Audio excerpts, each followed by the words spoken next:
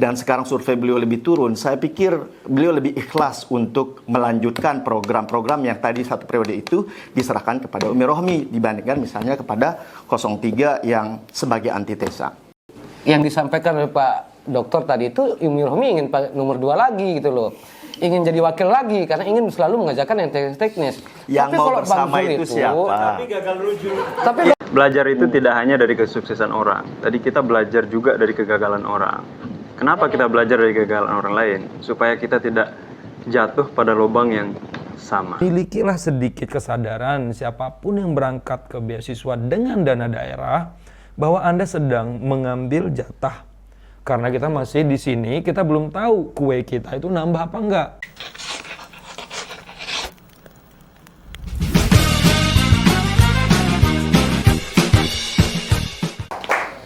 Selanjutnya pertanyaan untuk pasangan calon nomor urut 3. Ya tentunya nomor 3 ya Kak Jizen ya pertanyaannya. Kayaknya ini nggak perlu saya buat acak ya, udah sesuai nomor urut. Iya, karena nomor 3 jadi bisa dijelaskan oleh ketiga masing-masing perwakilan apa yang menjadi 3 hal yang menjadi pembeda dari program atau visi misi pasangan calon ini. Bisa diceritakan, dijelaskan. Ya, barangkali kalau saya ambil 3, sebetulnya mungkin banyak, tapi yang hanya 3 minta ya 3. prioritasnya.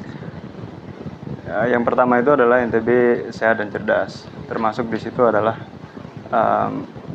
memang kita akan melanjutkan beasiswa yang kemarin memang sempat menjadi perbincangan publik di Nusa Tenggara Barat ini. Jadi saya ingin luruskan bahwa Iqbal Dinda itu juga akan melanjutkan beasiswa NTB, tapi tata kelolanya yang akan diperbaiki gitu. Kemudian ada revitalisasi sekolah menengah SMA SMK. Kemudian yang berikutnya adalah saya bisa sebutkan NTB Agro Maritim. Jadi ini sebetulnya adalah salah satu program unggulan yang kemudian akan menitikberatkan pada konsep ekosistem industri. Jadi ketika kita ingin meningkatkan atau menumbuhkan industri di ketiga sektor itu, ada pertanian, peternakan, dan kelautan, maka yang harus ditumbuhkan adalah industri secara konsep dari hulu ke hilir supaya roda industri itu jalan gitu. Yang berikutnya adalah desa berdaya, di mana nanti Iqbal Dinda berkomitmen untuk kemudian memberikan suntikan-suntikan tertentu untuk mensupport perkembangan di desa, sehingga pertumbuhan itu memang dari bawah gitu, dan itu nanti akan kemudian dikoordinir dengan satu kantor atau satu desk yang akan menghubungkan atau yang kita sebut dengan koordinasi dan sinkronisasi dari pusat ke desa, karena memang desa ini kan memang wilayahnya adalah wilayah pemerintah kabupaten ya, yang itu kemudian akan menghubungkan pemerintah provinsi dengan apa yang terjadi di tingkat desa. Jadi dengan itu pemerintah provinsi juga bisa melakukan sentuhan-sentuhan tertentu untuk melakukan perbaikan di tingkat bawah. Barangkali. Selanjutnya siapa yang mau duluan? Bebas ini ya. siapa saya? Iya, silahkan siapa aja. Kalau saya di paslon 02 itu bukan melanjutkan yang kemarin sebenarnya, tapi melanjutkan ikhtiar TGB. Yang menulis NTB Gemilang itu kan dulu TGB. Makanya saya katakan sampai hari ini kami masih melanjutkan ikhtiar TGB itu. NTB Gemilang, lalu kami bersatu melanjutkan NTB Gemilang, itu visi kami. Semua program-program prioritas yang dulu tertuang di dalam NTB Gemilang jilid pertama itu kami lanjutkan sampai hari ini. Ada penambahannya memang karena masyarakat juga ingin itu agar bertambah dari 1.000 mahasiswa menjadi 10.000. Itu kan permintaan masyarakat. Tapi tidak ada satupun yang kami kurangi. Jadi periode pertama TGB merancang NTB Gemilang, lalu periode kedua juga merancang NTB Gemilang dengan versinya yang berbeda. Lalu Zulrohmi melanjutkan lagi NTB Gemilang itu. Sampai hari ini kami masih melanjutkan NTB Gemilang itu. Bahkan visi misinya tidak ada yang berubah satupun. Dari NTB Gemilangnya TGB. Hanya bertambah satu. Berkah dan bahagia. Karena biar kita tambah-tambah happy lah masyarakat ini, kan? Nah, sekarang dalam program prioritas ada 92. Tetapi ada poin-poin di situ, misalkan kita mau highlight 3-4 program, itu tetap tidak akan berubah. Beasiswa, itu pasti malah bertambah. Industrialisasi, itu pasti. Karena Dr. Zul ini kan seorang doktor yang memang mempelajari ilmu ekonomi industrialisasi itu, kan. Jadi nggak akan berubah itu. Yang ketiga, soal jalan mantap, irigasi itu tetap itu akan dilanjutkan. Nah, lalu yang keempat, misalkan tentang pembangunan manusianya. Tetap itu rumah bahasa tetap dilanjutkan. Seperti tadi keluhan, Kak saya tidak bisa bahasa Inggris, ya makanya pilih Dr. Zul nanti adik-adik. Karena itu disediakan untuk bisa berbahasa Inggris. Karena pertama kali Pemprov itu memiliki rumah bahasa yaitu di zaman Bang Zul. Dan itu idenya Umi.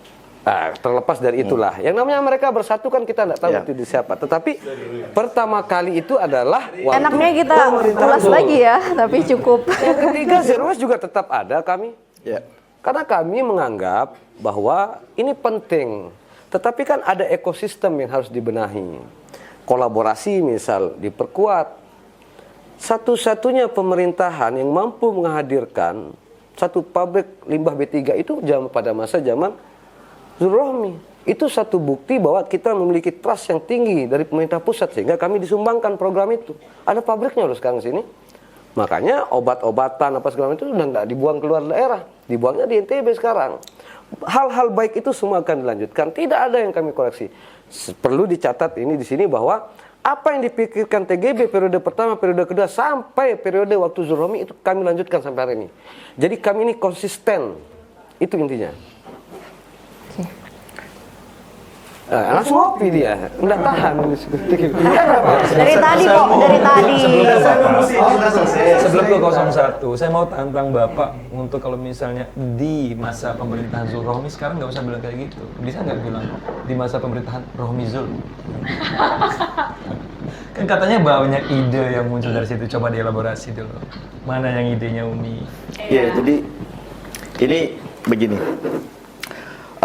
Memang Pak Zul sama Umi Rohmi ini adalah memang paket yang ideal. Beliau ini saling tahu chemistry masing-masing gitu loh. Tapi ada hal-hal yang memang menjadi evaluasi sehingga pada akhirnya banyak dari masyarakat pada umumnya itu menginginkan bahwa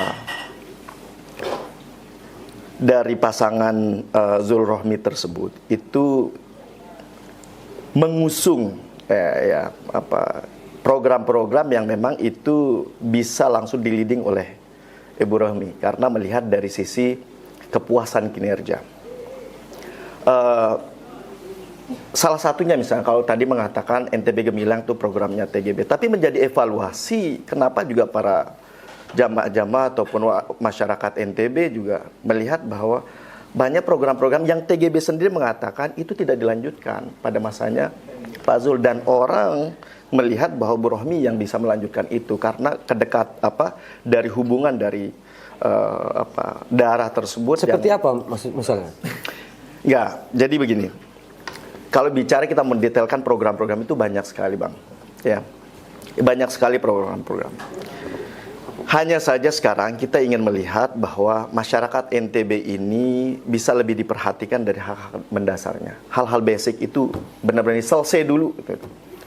Sehingga Umi Rohmi itu mengusung program atau visi dari yang maju berdaya saing itu dengan titik fokusnya itu adalah hak-hak mendasar. Hak-hak pendidikannya, hak-hak kesehatannya, hak-hak ekonomi kesejahteraannya, lapangan pekerjaan dan sebagainya. Terus juga lingkungan hidup yang sehat dan bersih. Itu yang diperjuangkan oleh Umi, titik fokusnya.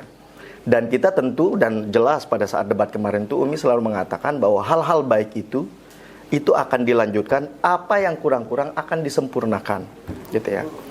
Dan saya pikir juga pada masa Umi Rohmi ini juga hal pembedanya itu adalah tadi bahwa titik fokusnya sistem pengerjaannya itu lebih kepada penyelesaian masalah-masalah itu mulai dari level desa tadi. Makanya membangun dari desa itu sangat ditonjolkan. Yang kedua, tadi membangun dari desa ya. Yang pertama, yang kedua.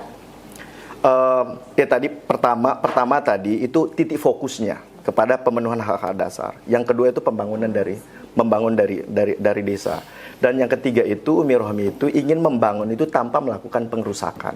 Jadi kalau misalnya ingin melakukan pembangunan, infrastruktur dan sebagainya, tidak melakukan atau mengorbankan lingkungan gitu. Jadi itu sih. Jadi karena beliau itu azas berpikirnya adalah azas manfaat mudaratnya. Jadi seperti itu. Jadi beliau ini memang sejak dulu karena beliau pernah bekerja sebagai seorang teknik kimia perempuan, bahkan menjadi general foreman di dulu yang Newmont gitu, dan beliau bertanggung jawab untuk terhadap limbah agar tidak tersebar ke masyarakat di sekitar, dan itu mendorong beliau itu melihat betapa pentingnya menjaga lingkungan. Jadi kalau kita mau membangun dan sebagainya itu jangan sampai merugikan masyarakat. Jadi kalau kita membangun infrastruktur juga kita harus memperhatikan tentang azas kebermanfaatan daripada masyarakat pada umumnya, karena yang kita mau perjuangkan itu adalah rakyatnya begitu. Walaupun kita misalnya ingin membangun infrastruktur itu untuk masyarakat, jangan sampai infrastrukturnya yang kita bangun untuk masyarakat malah mengorbankan masyarakat begitu. Jadi seperti itu sih saya pikir itu tiga, dan tentu ya banyak hal-hal lainnya. Dan saya kebetulan S2 dan S3-nya itu tentang leadership, jadi saya tahu bagaimana kita mengukur seorang leadership itu dari sisi trust dan kompetensi. Karena nggak cukup hanya sebatas kompetensinya saja tanpa bisa dipercaya atau enggak gitu. Atau misalnya dia dipercaya tapi kok enggak kompeten juga enggak bisa gitu. Dan itu yang saya pikir kalau di UMI, Badan Pak Firin itu udah 2 doktor berpengalaman, juga menjabat di setiap daerah ataupun amanah yang diberikan, dan selalu menjadi terbaik gitu, bahkan melebihi dari target-targetnya. Ya, dan saya pikir itu yang membuat saya.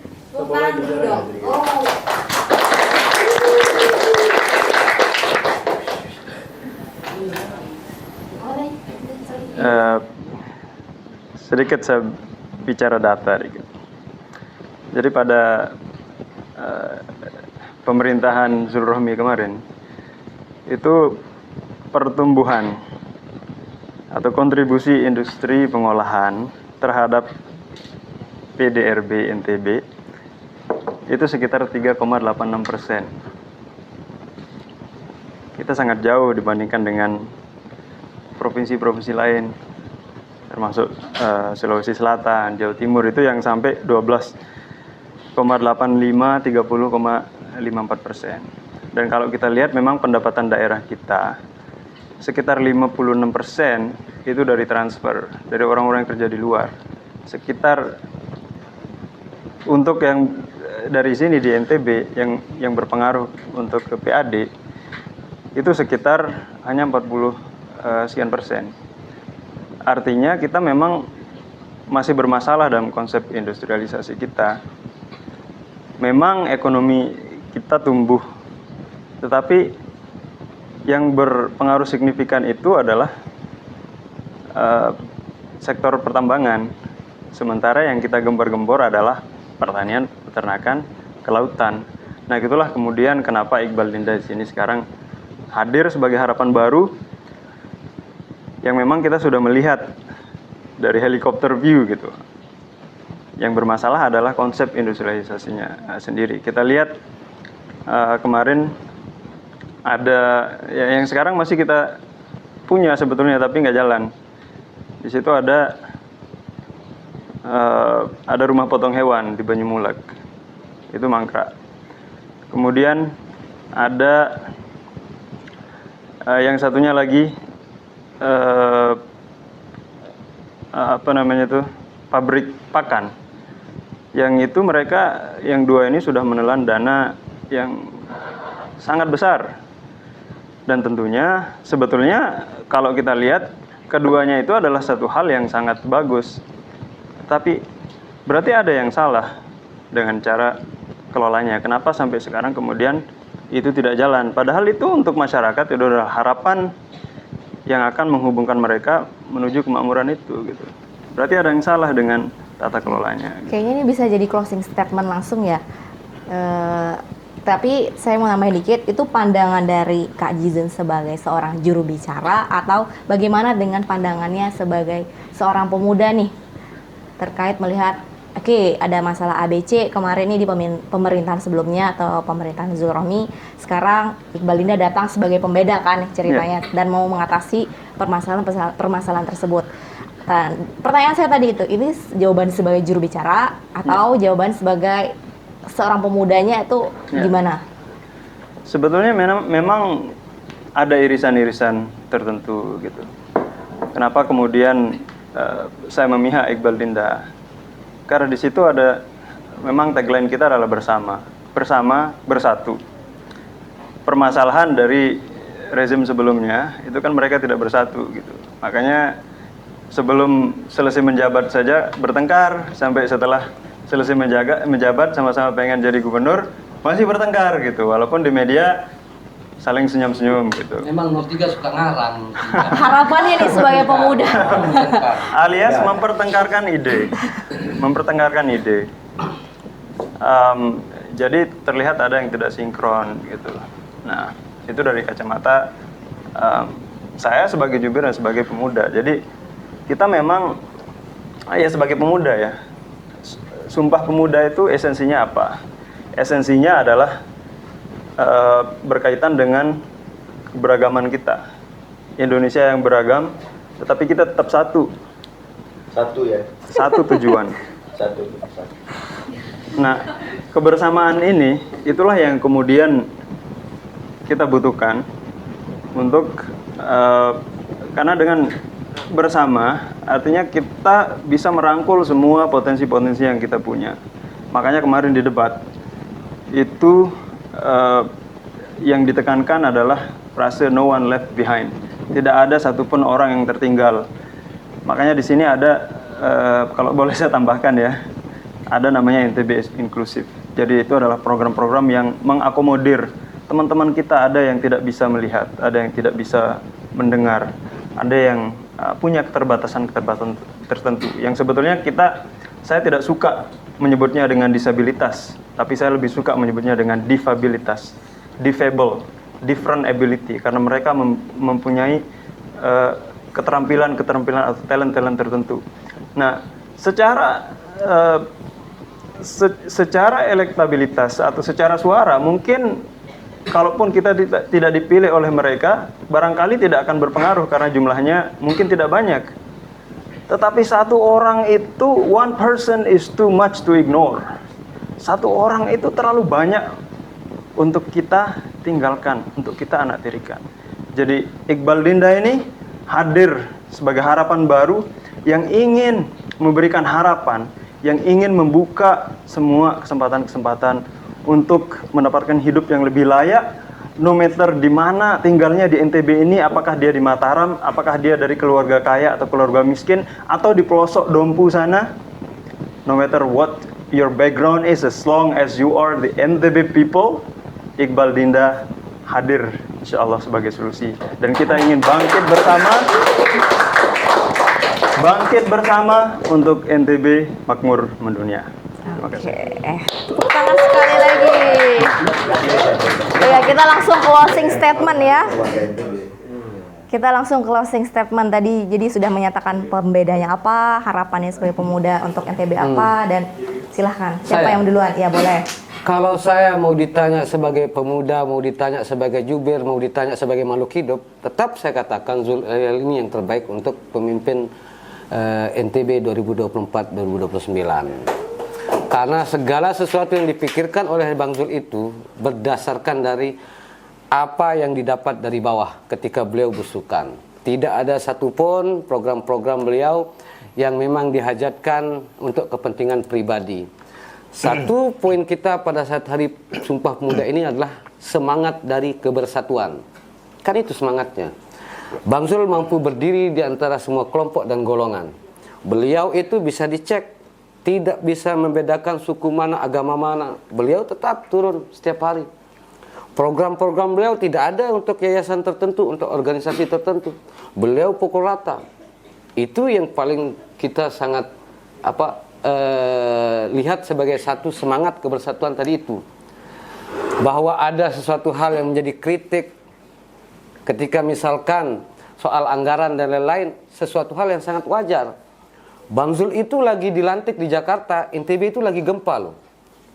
Tahun pertama Bang Zul itu terpaksa harus merelakan APBD-nya 500 miliar untuk membantu rehab rekon masyarakat 230.000 yang sedang terkena gempa waktu itu rumahnya. Di tahun kedua kami dipaksa untuk mengikuti Permenkeu soal anggaran karena COVID 2019. Itu selama 3 tahun terjadi. Hampir setiap anggaran itu betul-betul dipergunakan untuk pemulihan ekonomi. Artinya kemerdekaan APBD kita hanya bisa kita dapat tahun 2022 dan 2023. Itulah yang kami gunakan dengan semaksimal mungkin sehingga sekarang mampu menjawab semua kebutuhan-kebutuhan masyarakat. Rumah sakit kita sekarang udah bagus.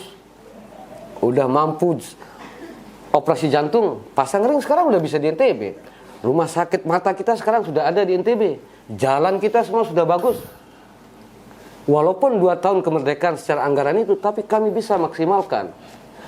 Bahwa ada sesuatu yang kurang, ya itu makanya negara memberikan ruang untuk kita lanjutkan kedua periode. Kan negara ini seandainya dia memiliki bahasa, dia ingin mengatakan, Anda itu tidak akan mampu membangun selama 1 periode. Maka saya lewat konstitusi memberikan Anda ruang untuk 2 periode. Nah nanti kalau udah periode ketiga, ya Anda kurang atau tidak, Anda tidak boleh maju lagi. Kan itu bahasanya. Maka di depan para pemirsa Hermain Podcast dan depan adik-adik semua, saya ingin mengatakan, memilih pemimpin itu jangan coba-coba. Pilih yang sudah terbukti, mampu membangun, dekat sama rakyat. Maka jawaban dari itu adalah pilih nomor 2, pilih Zulkifli.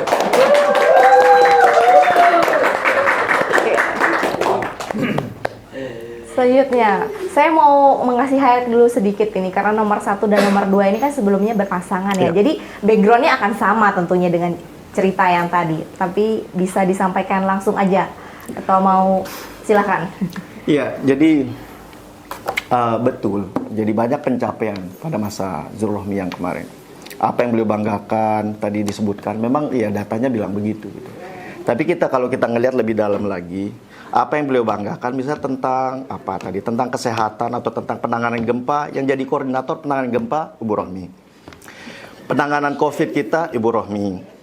Tentang progres zero waste kita yang ngerjakan Ibu Rohmi. Berbicara tentang beasiswa NTB dulu Bang Zul yang memang punya ide, tapi yang mengerjakan itu adalah anak-anak atau generasi-generasi atau tim-tim dari Umi Rohmi. Dan kebetulan saya yang waktu itu, dan bisa dicek di akte notaris pendiriannya pun juga saya dipanggil sama Bang Zul pada saat itu untuk mengerjakan itu. Dan saya tahu betul bagaimana kami mengerjakan beasiswa NTB tersebut dan apa lemah-lemah kekurangan yang perlu kita evaluasi. Dan setelah besar sekarang kan ya Bang Zul mengaku itu seakan-akan kerja-kerja Umi Rohmi itu nggak ada gitu. Berbicara lagi tentang stunting, pencapaian NTB dapat prestasi ini itu, yang jadi koordinator penanganannya Ibu Rohmi. Jadi wajar kalau Bang Zul itu sampai hari pendaftaran itu masih berharap agar bisa Zulrohmi jilid 2. Dan masih diceng-cengin, bahkan sampai kita pengambilan nomor urut pun beliau masih tetap berharap begitu. Dan saya pikir juga karena Bang Zul juga ada legacy yang ingin terus dikenang untuk beliau. Dan sekarang survei beliau lebih turun, saya pikir beliau lebih ikhlas untuk melanjutkan program-program yang tadi 1 periode itu diserahkan kepada Umi Rohmi dibandingkan misalnya kepada 03 yang sebagai antitesa. So, be smart, cerdas-cerdas. Ini daripada mendukung yang kalah, mending yang pasti menang. Dan ini kalau ingin melanjutkan, mau NTB gemilang, mau maju berdaya saya, mau mengglobal dan sebagainya, semuanya itu terangkum dalam 01, Jilbab Hijau, Rohmi Firin. Insya Allah kita pasti maju dan bersaing. Terima kasih rekan-rekan semua, kita berbagi, berdiskusi. Salaman dulu, salaman. Kita sering berdiskusi lagi. Memang nggak mau disalam sama salah. Nggak tidak loh maksudnya. Nah, saya sama Bang Zizon ini, kami satu kos dulu dalam berjuang tentang beasiswa sampai 6 bulanan lah, ya. Sampai kami berjuang bareng dan tahu betul gimana rasanya untuk bisa mendapatkan beasiswa dan sebagainya. Kami sampai ya semua suka dukanya. Ini sudah sih, udah Iya. panjang sekali satu. Iya ya udah. Kita udah dikat kok, masih bernostalgia. Cuma Ayo. ya memang sangat menarik dan saya juga banyak belajar nih dari Ya, dan akhirnya teman-teman setuju muda. pilih 02. Udah Bang, Tapi belajar Abang Uhel aja bilang belajar. coba Jadi gini, Itu jadi gini, salah. belajar, Yang kedua, belajar. kata Abah. Belajar itu tidak hanya dari kesuksesan orang. Tadi kita belajar juga dari kegagalan orang. Kenapa kita belajar dari kegagalan orang lain? Supaya kita tidak jatuh pada lubang yang sama. Ya. Karena tidak waktu kita terlalu berharga untuk jatuh pada tempat kejatuhan orang lain. Balas 2-3 kalimat. Boleh dong. Kalau kan Udah. kalau saya mengatakan apa yang disampaikan sama Bang Zul itu benar. Jadi dubes dan jadi gubernur itu beda, konteksnya beda, serius. Bang Dian. Karena- lagi, Bang. Oke. Ya. Karena Siapa bilang 01 ini sama? kan dari tadi bisa juga. cukup panjang, saya balasnya begini. Ada namanya hierarki birokrasi. Dalam penyusunan RPJMD apa segala macam itu tidak ada pemisahan antara pikiran 01 dan 02. Maksudnya antara gubernur dan wakil gubernurnya. Mereka bersama-sama menyusun itu. Bahwa ada kemudian yang menjadi pelaksana teknis sebagai koordinator dan lain-lain, ya memang seorang pemimpin bukan bertugas secara teknis. Bang Zul itu punya ide gagasan yang besar, dituangkanlah anak buahnya. Ya mohon maaf, berarti yang disampaikan oleh Pak Dokter tadi itu Umi Rohmi ingin nomor 2 lagi gitu loh.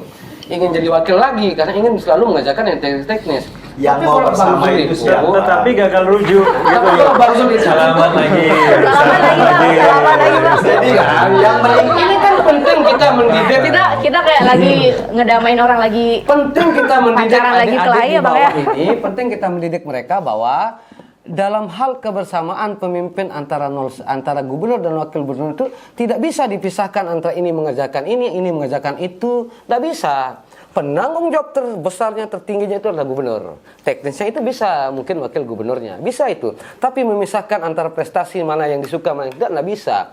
Ketika ini berhasil, ini punya Ibu Rohmi. Ketika ini tidak berhasil, ini punya Dr. Zul. Tidak bisa begitu. Itu artinya Anda tidak adil sejak dalam pikiran. Itu tidak bisa Jadi, begitu. jangan sampai kita Kalau merasa- berhasil sama-sama. Kalau ada kegagalan, kita koreksi sama-sama. Oke, tepuk tangan dulu semuanya.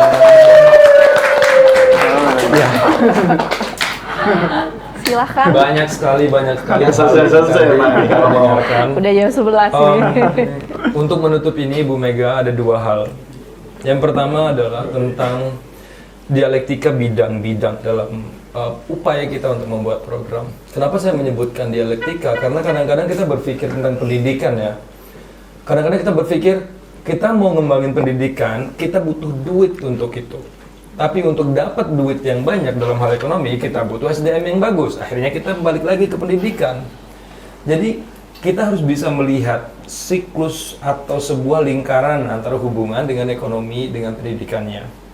Kenapa saya memulai dari situ? Karena kadang-kadang kita belum tahu nih, kita ngomong pendidikan kita butuh duit. Mau ngirim 10.000 orang, ini saya belum berbicara tentang mungkin atau tidaknya. Berarti di situ harus kita lihat bahwa oke, 10.000 orang ini bisa bawa berapa banyak potensi untuk ekonomi. Ya. Seperti itu. Dan kemudian di samping itu yang lebih penting, ketika tadi kita berbicara tentang bahwa kita di luar negeri, kuliah dan lain-lain gitu. Tahukah kita bahwa 1 tahun berada di dunia barat itu hampir 1 miliar itu duit. Kalau misalnya kita ngambil dari duit pajak negara lain, misalnya dari Australia Awards, mungkin agak sedikit kurang dosanya tuh. Tapi kalau ngambil dari duit pajak yang kemudian berasal dari entah itu LPDP atau bahkan beasiswa daerah, ada orang yang digaji 200.000 bahkan 100.000 di Lombok Tengah sana yang kemudian trade off gajinya itu terambil untuk orang yang pergi ke luar negeri. Jadi milikilah sedikit kesadaran siapapun yang berangkat ke beasiswa dengan dana daerah bahwa Anda sedang mengambil jatah. Karena kita masih di sini, kita belum tahu kue kita itu nambah apa enggak. Angan-angan kita tentang kue yang bertambah itu belum bisa dibuktikan. Contoh juga, 500 juta per desa. Saya mendengar kabar tentang itu tanpa saya harus menyebut dari mana. Hitungannya sudah ada bahwa itu tidak mungkin dari jumlah uang yang kita punya. Maka muncul usulan bahwa oh ini nggak berasal dari duit daerah, akan ada muncul dari donor, hibah, ada upaya-upaya tertentu untuk memunculkan itu. Yang saya khawatirkan dari sebuah janji yang kemudian terdengar sangat menarik adalah kita tanpa sengaja kemudian membuat orang tergoda tapi tidak di level intelektualitas, dalam artian bahwa ini seperti mungkin banget, tapi sebenarnya di dalam diri kita sebagai orang internal juga ini kayaknya nggak mungkin deh gitu. Nah, ada juga hal-hal di mana yang kedua tadi saya menyebut tadi itu adalah dialektika bidang, misalnya ekonomi pendidikan. Yang kedua saya ingin menutup dengan trade off, bapak-bapak dan ibu-ibu. Trade off itu adalah kalau kita mendapatkan sesuatu, maka kita kehilangan sesuatu. Itu trade off tadi antara beasiswa NTB dengan guru gaji honorer. Trade off itu tidak bisa dihindari. Kita mau nanam jagung di kemiringan yang ilegal itu, kita dapat duit cepat, tapi siap-siap kalau banjir 2 hari 40 miliar melayang. Jadi trade off antara lingkungan dengan ekonomi itu juga harus dihitung dalam program-program kita. Maka kemudian saya mengusulkan sebuah perangkat pikir yang namanya rentang keseimbangan, di mana alat analisanya bernama sains. Hanya orang yang menguasai sains yang bisa menghitung kehilangan dari manfaat pohon. Misalnya kalau kita tebang yang dirinjani, hilangnya 10 pohon dirinjani, itu artinya ada kehilangan daya serap dari karbon. Maka dengan sains dia bisa dihitung untuk mencari rentang keseimbangan antara pembangunan dan ekonomi. Maka kita sebut dengan rentang keseimbangan ini, ya, the range of equilibrium, yang mana kemudian hanya sains yang bisa menjadi pisau analisanya. Dan itu yang saya kira kita kurang di NTB, bahwa kita punya data yang dibuka dan kemudian tidak pernah kalau diklik itu tidak pernah dibilang data not found. Kalau kita mau cari data yang ini kemana sih? Oke, ada satu data ya kalau nggak salah namanya ya, satu data NTB gitu. Saya mencari itu data terakhir 2018, data terakhir 2021. Kapan kita punya satu tempat di mana kita bisa memulai pembangunan itu dengan data yang benar? Antara dinas ini dengan pemerintah kok beda angkanya gitu. Nah, maka kemudian NTB itu harus dibangun oleh pemimpin yang berani, pintar, dan baik hati. Karena kalau hanya sekedar berani dan baik hati tapi tidak pintar, maka dia tidak akan bisa melaksanakan hal-hal detail yang tadi merupakan alat analisanya sains itu. Kalau dia hanya sekedar pintar dan berani tapi tidak baik hati, itu definisi Hitler. Maka dia pintar, dia berani tapi tidak baik hati gitu. Nah, ada yang terakhir, kemudian dia baik hati saja, kemudian dia pintar tapi tidak berani, maka itulah dia orang-orang yang sebenarnya tahu tapi tidak bisa melawan perusak lingkungan yang beberapa daerah kita tahu lokasinya di mana. Bahkan dalam 2 debat itu tidak pernah disebut bahwa ada tambang ilegal yang kemudian itu menghabiskan begitu banyak sumber daya kita dan kemudian meracuni rakyat-rakyat kita dengan limbahnya. Nah, maka kemudian pintar, baik hati, dan pemberani itu menjadi syarat bagi pemimpin kita selanjutnya. Terpercaya dan dengan semangat, terpercaya itu masuk ke dalam, kemudian kita harus bisa sebagai Anda lagi memasukkan framework penelitian Anda ya tentang leadership. Saya menanggap itu karena sebetulnya dan yang disebutkan tadi adalah nomor 2. Nomor 2 dan juga ada di nomor 3 dan nomor 1. Boleh ditepuk tangan. Ya, pemimpin kita ini saya yakin ini juga calon-calon ini adalah kader-kader terbaik NTB. Iya. Ya. Dan pemuda, Semuanya. mari kita bijak memilih, dan hari ini tepuk tangan paling meriah untuk Haramain Podcast dan Radio. Itu sudah menjadi tempat kita. Saya yakin ini kutipan-kutipannya itu akan menjadi hal-hal yang bisa kita sebar bersama untuk kebaikan ya. Jadi semoga, dan terima kasih banyak Ibu Mega juga sudah memfasilitasi pertemuan kita. Terima kasih kawan-kawan. Thank you.